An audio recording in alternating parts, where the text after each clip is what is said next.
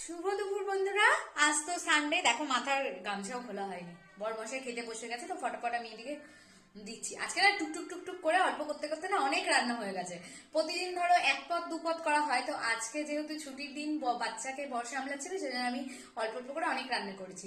চলো তোমাদের সাথে শেয়ার করি কি কি রান্না করলাম। এই যে হাঁড়িতে হচ্ছে গরম ধোয়া ওঠা ভাত, এখানে হচ্ছে আলু পেঁয়াজ কলি ভাজা, এটা হচ্ছে কচুরলতি, এটা হচ্ছে ধনে পাতা বাটা। তবে এটার মধ্যে একটা টুইস্ট আছে, আমি নামানোর পরে একটু লেবু চিপে দিই, দারুণ হয় খেতে। এটা হচ্ছে সর্ষের শাক। আর একটা স্পেশাল জিনিস আছে, ওই তোমাদের মাছ দেখালাম না, এই যে দেখো, এটা শঙ্কর মাছ করেছে, একদম কষা কষা আলু দিয়ে। কি টেম্পটিং লাগছে না দেখতে? আশা করি খেতেও খুব সুন্দর হবে। তোমরা কে কি দিয়ে লাঞ্চ করলে অবশ্যই কমেন্ট করে জানিও। টাটা।